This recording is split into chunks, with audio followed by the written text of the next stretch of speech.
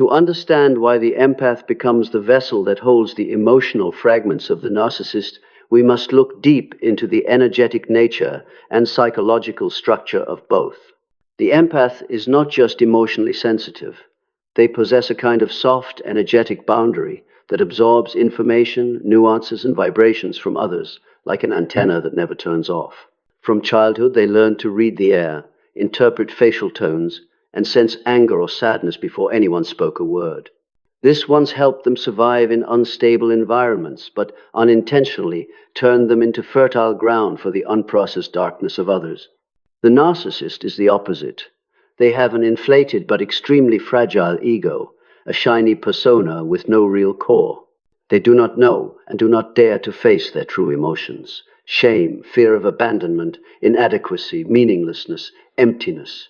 These emotions, according to Jung, are the shadow they have buried in the unconscious. And when they cannot face it, they must push it outward. This is where the dangerous mechanism begins. The empath tends to absorb to maintain harmony. The narcissist tends to project to avoid pain. These two energies attract each other like opposite poles of a magnet, not because of destiny, but because their wounds are compatible. The empath unconsciously believes they can heal if they love enough. The narcissist unconsciously believes they only exist when someone else processes their emotions for them. When the two collide, a phenomenon Jung called shadow merging occurs. The narcissist's shadow begins to flow into the empath, while the empath's light becomes the inflation fuel for the narcissist's ego. The empath gradually carries emotions that are not theirs. They feel anxious for the narcissist, sad for them, guilty for them, even ashamed for them. They find themselves trying to keep peace for a soul that has no desire to keep peace for itself. Meanwhile, the narcissist feels lighter, more stable, even better, not because they are improving, but because the empath is holding the weight of everything they cannot bear. This is the crucial reason. A narcissist appears normal, stable, even nicer when they are with an empath, not because they are good, but because the empath is doing their psychological work for them. And each time this happens, a piece of the narcissist's karma, the pain they refuse to heal, the truth they refuse to face, the lesson they refuse to learn, falls onto the empath. The empath thinks they are loving. In truth, they are carrying karma. The empath thinks they are healing. In truth, they are dissolving the shadow the narcissist should have handled themselves. And the more they carry, the more exhausted they become. The more they carry, the more dependent the narcissist becomes. The more they carry, the larger the narcissist's shadow grows. This is where the spiral tightens. The more the empath loves, the more drained they are. The more the narcissist is loved, the more hollow they become. This bond is not love. It is a distorted energetic exchange, where one carries everything while the other unloads everything. And it is precisely this imbalance that prepares the ground for the destined turning point in the next phase. The moment the empath stops absorbing, and all the darkness returns to the one who created it. The strangest thing about the empath's journey is that they do not awaken through logic, not through reasoning, and not because they discover that the narcissist lied or manipulated. The awakening happens much deeper on the level of energetic perception. It begins when their body can no longer tolerate the heavy, chaotic, distorted frequency of the narcissist. At this stage, the empath is not thinking, "I have to leave," but rather begins to feel, "I cannot stay." Jung calls this the reversal of libido, when the life force no longer flows outward to maintain a bond, but turns inward to protect the self. This is not a choice of the mind, it is a decision of the soul. And the first sign is always very subtle. The empath starts to notice that they no longer react emotionally the way they used to. A sarcastic remark from the narcissist that once tormented them all day now only leaves a sense of emptiness. A bout of silent treatment that once sent them into panic now only creates distance. Half-hearted apologies that once softened them suddenly sound meaningless. This is not because they no longer love it, it's because their energy is no longer being pulled into the other person. Their body, always a more delicate compass than the mind, begins to refuse the state of carrying. Their heart no longer clenches when the narcissist rages. Their chest no longer hurts when the narcissist makes things up. Their breathing no longer spirals when the narcissist manipulates. This is a very clear sign the empath is detaching from the narcissist's energy field. And when that detachment happens, something even larger arrives. They begin to see the unfiltered truth. The things they once said to defend the narcissist, they're just hurt. They're tired. They don't mean it. No longer make sense. They see the repeating patterns. They see the calculated precision in every victim role performance. They see the emptiness behind the promises. They see the dark corners they previously chose to overlook.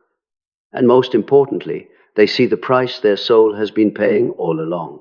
Jung once wrote that the moment a person realizes they have been living someone else's life instead of their own is the moment the soul begins to reclaim its right to rule. The empath arrives at that point naturally. There is no big explosion, only clarity. That clarity is the pivot point of karma. When the empath is no longer pulled into the narcissist's emotional whirlpools, no longer absorbing their fear and shame, no longer reacting according to the old script, karma has nowhere left to cling. It stops. And when it stops, the reversal happens. Every feeling, every pain, every piece of darkness the narcissist once pushed onto the empath begins to return to the place where it was born. This is not a miracle. It is a basic energetic mechanism of the universe. And in the moment, the empath reaches this level of clarity, even if they have not yet left, even if they are still physically in the relationship, the energy between the two has already changed completely. The narcissist begins to lose control. The empath begins to reclaim sovereignty. The old play no longer runs. Karma is no longer being absorbed. The shadow no longer has a place to hide. And from this point on, the narcissist's collapse begins silent but unstoppable. When the energy starts to reverse, what happens inside the narcissist is not logical in the ordinary sense, but it is extremely consistent if you look at it in terms of karma, shadow, and energy fields. Throughout their time entangled with the empath, they have become used to the fact that any uncomfortable emotion that arises, shame, guilt, inferiority, anxiety, fear of abandonment, can be handled by dumping it onto the empath. Through an attack, a bout of gaslighting, a victim performance, a cycle of silent treatment that forces the empath into frantic self-examination. Each time they feel a bit lighter, while the empath feels a bit heavier. The energy field is like a system of pipes. The shadow within them is discharged outward, flowing straight into the nervous system and heart of the empath, who always believes they must understand, must be compassionate, must carry for the other person. But when the reversal point arrives, when the empath is no longer opening their inner world like an unguarded gate, that flow is blocked. And karma has a very simple rule. It does not disappear. It only returns to the one who created it. On a very deep level, the narcissist begins to experience a kind of spiritual congestion. The emotions they once pushed away now have nowhere to go. The anger can no longer find a target to be unleashed on, so it turns inward into restlessness, bitterness, and self-directed aggression.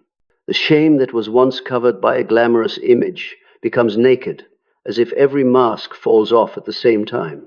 The sense of meaninglessness and emptiness, what they always distracted themselves from with attention, drama, and the chase for new supply now appears in stark clarity, because there is no empathic light left to dim those dark corners. Their energy field becomes chaotic. On the outside is still the persona confident, charming, detached.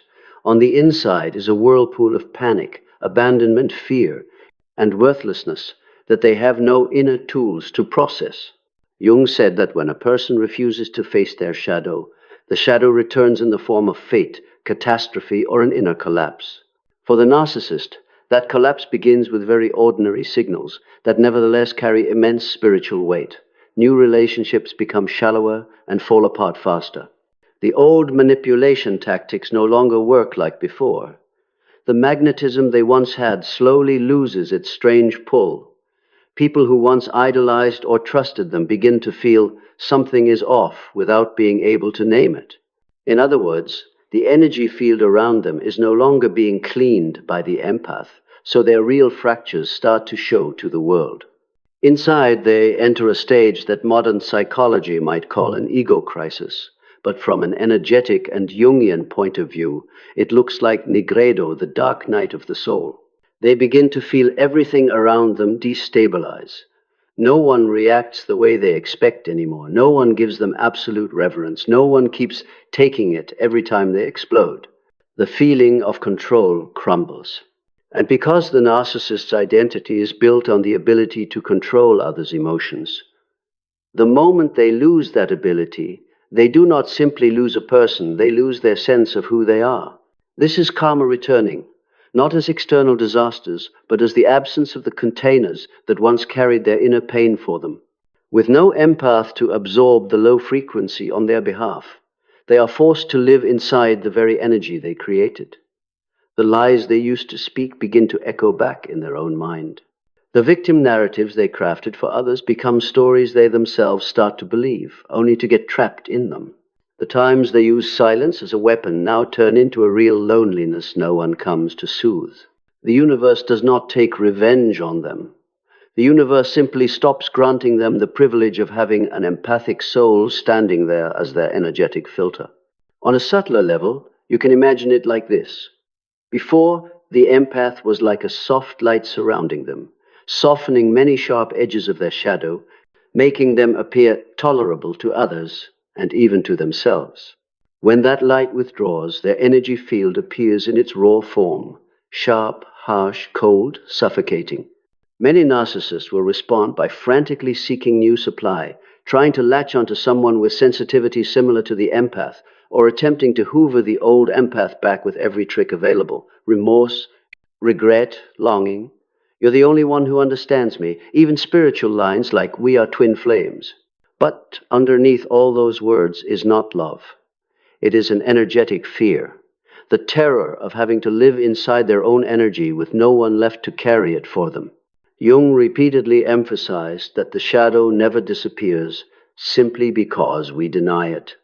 It only becomes more concentrated, denser, and more dangerous when it is not brought into the light.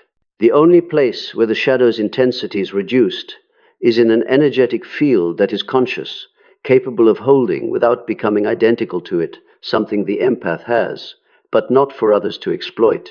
So when the empath retracts their energy, the narcissist's shadow has nowhere left to dilute. It returns, whole, concentrated, heavy. And that is why they begin to collapse from within, even if social media still sees them smiling, posing, walking hand in hand with someone new. Because at a subtler level than images, the energetic law has changed, karma has left you, and is returning to its rightful owner. And this is only the beginning of a collapse they cannot survive, not because they physically die, but because the false self they have clung to cannot exist in the rising frequency of truth surrounding them. Once karma has begun to return to its owner, the most important question is no longer how the narcissist collapses, but what the empath will do with the empty space now freed inside themselves. Because when you no longer carry other people's emotions, fears, shame, and chaos, a strange inner vacancy appears. At first, that emptiness confuses many empaths. They are used to being constantly busy on an emotional level, always reading the room, gauging moods, carrying the atmosphere, holding pressure for others. When all of that decreases, they do not know what to do with this new stillness. But from precisely this point, a form of inner rebirth begins. Jung once said that the soul uses crisis as a rite of passage. It takes away what no longer fits to make room for the true self. For the empath, that rite looks very ordinary on the surface, but is spiritually immense.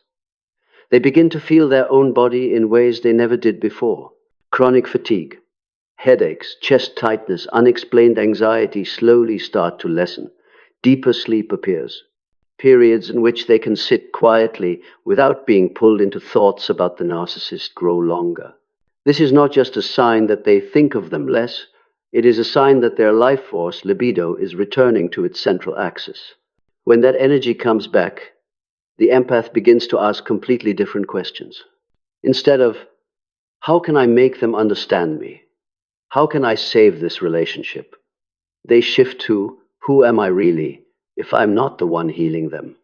What kind of love do I want to experience where I don't have to carry everything? If my soul no longer has to carry karma for anyone, what does it want to do with this life? These questions are the call of the individuation journey Jung described. The journey from living as a piece in someone else's story to becoming the main character in your own. On the energetic level, the empath begins to reclaim the parts of themselves that were stuck in the bond with the narcissist. They remember dreams, passions, and plans that were shelved because they had to prioritize the other person. They discover moments in the past where they silenced their inner voice so as not to upset them. They realize how many times their intuition had been right, but they self-sabotaged because they were too afraid of losing the relationship. This looking back is not to blame themselves, but to recognize one truth. Their soul was never weak.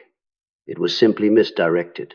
Once they see that, self-respect begins to return not as a slogan, but as a bodily sensation. They can no longer tolerate being in conversations that make them shrink inside. They can no longer force themselves to smile when their inner world is screaming. They no longer wish to explain endlessly to people who have no intention of understanding. They begin to withdraw their energy from situations that make them feel small and redirect it towards spaces where their soul feels wider. A book that reminds them of their intelligence, a long walk that reminds them their body is still here and deserves tenderness, an honest conversation with a friend they once drifted from because the toxic relationship took up all the space. On the spiritual level, many empaths start to feel that the encounter with the narcissist was not just a relationship accident, but part of a soul contract, a brutal yet necessary class to awaken them from the illusion that love means carrying everything. They realize the lesson is not never love again, but do not use love to avoid loving yourself. They begin to see that true compassion is not dissolving everything for others, but respecting their karmic path even if it means watching them collide with the consequences of their own actions. This changes everything. The empath no longer rushes in to rescue every time the narcissist wobbles. They start standing still in their own truth. And what seems small from the outside is actually a massive shift in the energy field. It signals to the universe, I am ready to live as a sovereign soul, not as an emotional trash processing station for anyone.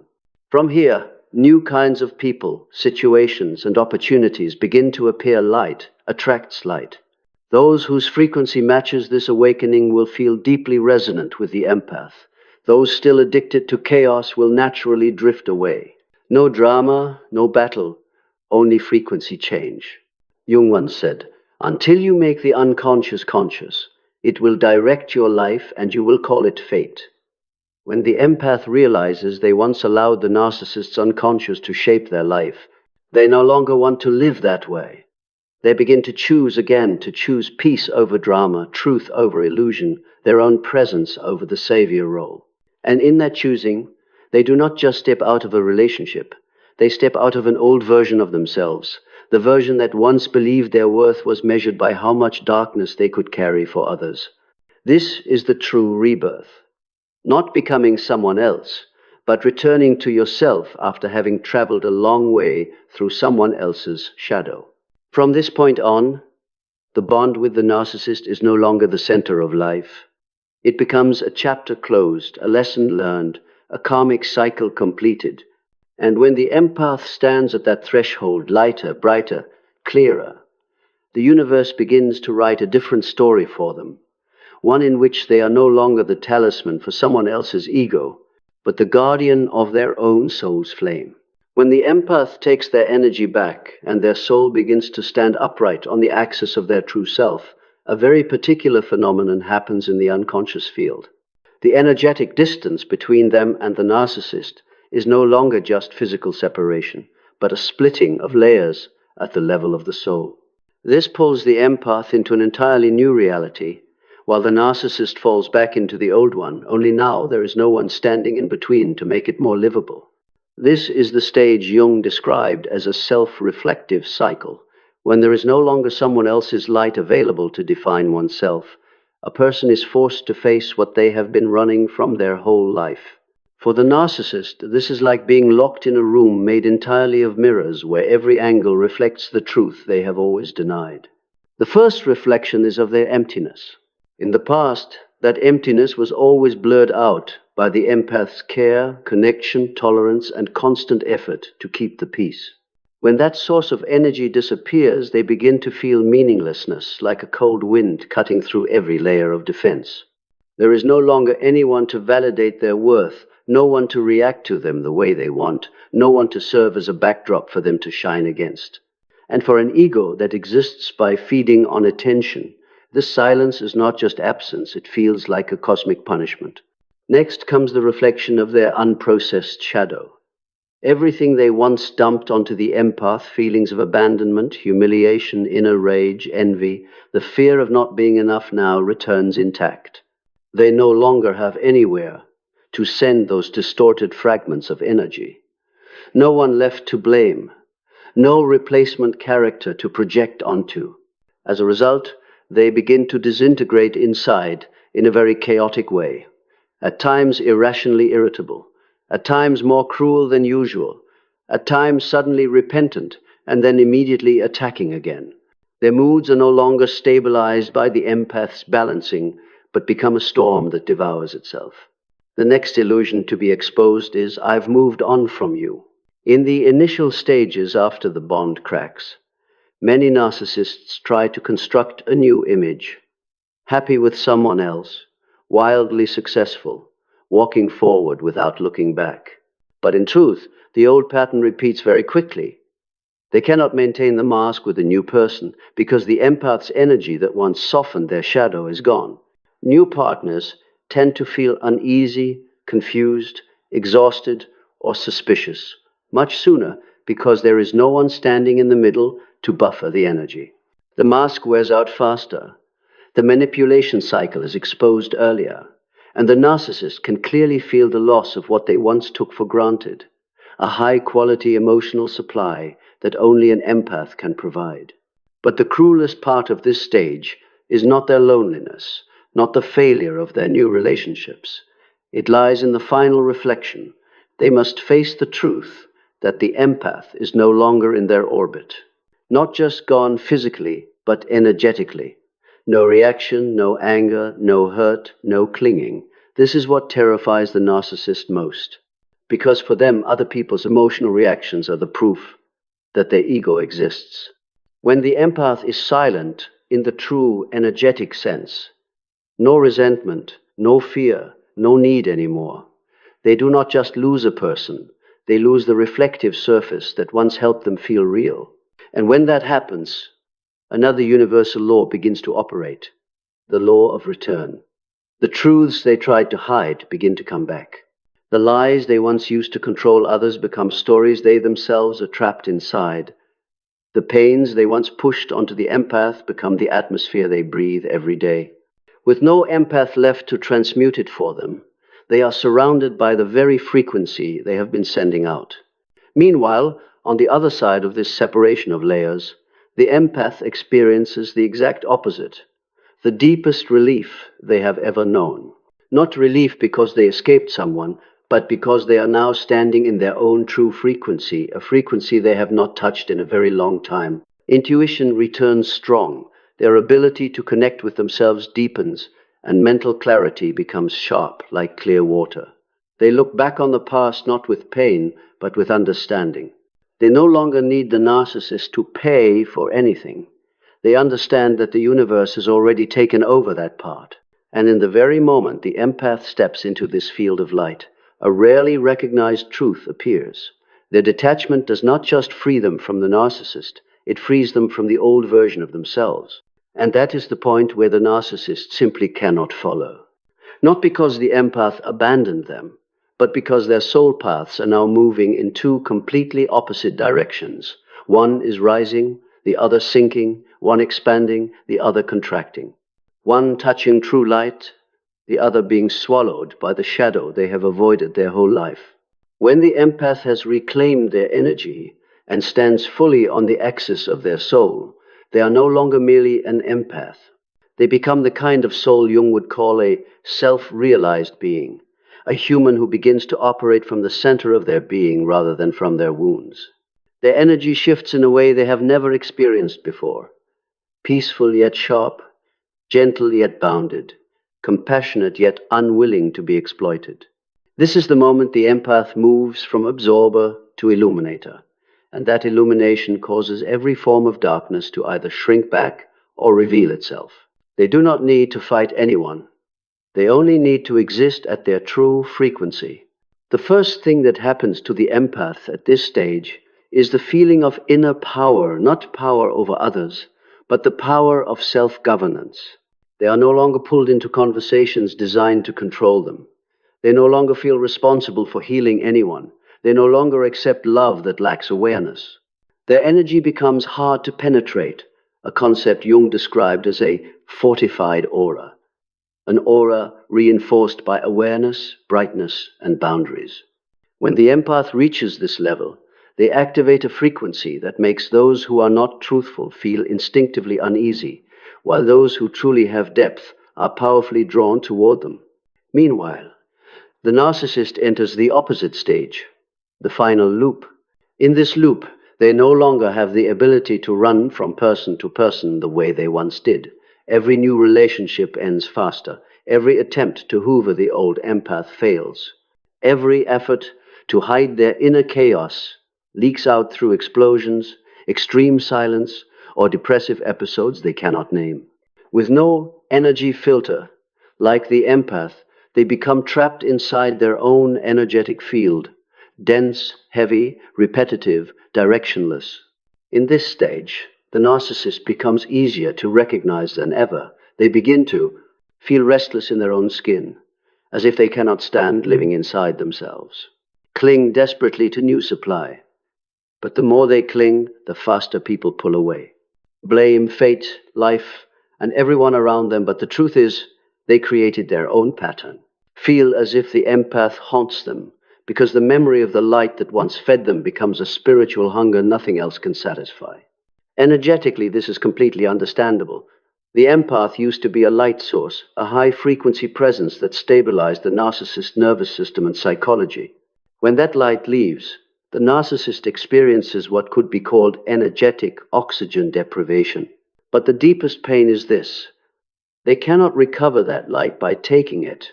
They can only recover it through inner growth, something they have avoided their entire life. This is the final karma. A narcissist cannot overcome unless they face themselves.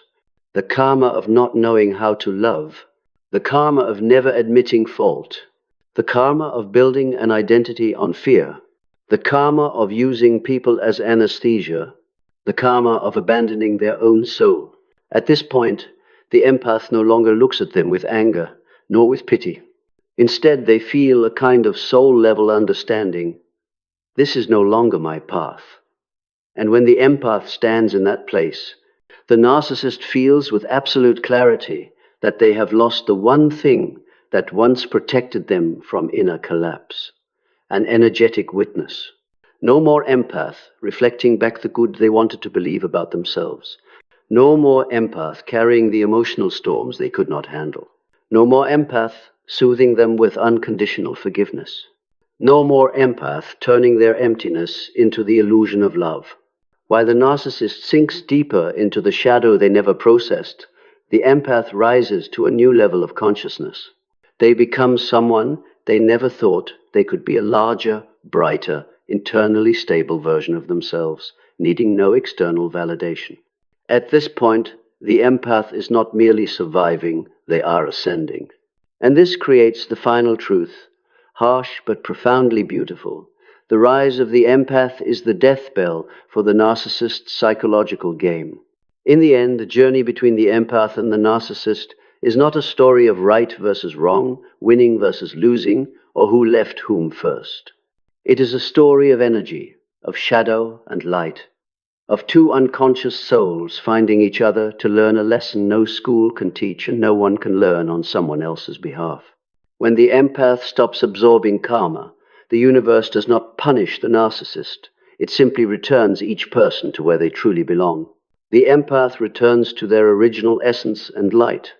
The narcissist returns to the lessons they avoided their entire life. The universe's justice is often quiet but never inaccurate. The most beautiful part is this: the empath does not become hardened, does not become cruel, does not turn into the version of themselves they once feared. They simply become true. True to the soul, true to intuition, true to the frequency they were born to live in. They learn that love cannot save someone who refuses to save themselves.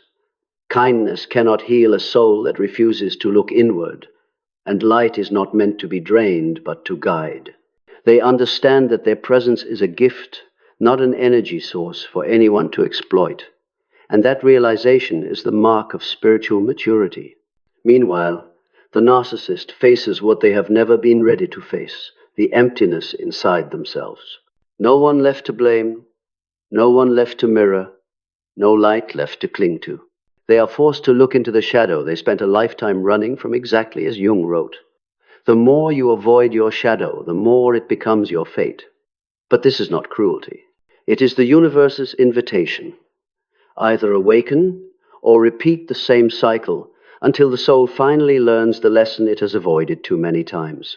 And the empath, the one once judged as too sensitive, too weak, too soft, now stands on a different plane of awareness, where they no longer see love through the fear of loss, but through the honor of the self. They need no revenge. Their detachment is the liberation. They need prove nothing. Their new energy is the answer. They need cling to no past. Their awakening carries them into a future where they never again have to shrink themselves so someone else can feel bigger. When the empath walks through that door, the door they once feared to open, they do not merely step out of a relationship. They step out of an old identity. They step into a reality where their light is meant to illuminate their path, not extinguish itself to manage the darkness of those who refuse to face their own. And that is the final truth of the entire journey. Once the empath takes back their soul, nothing in this world can ever take it from them again.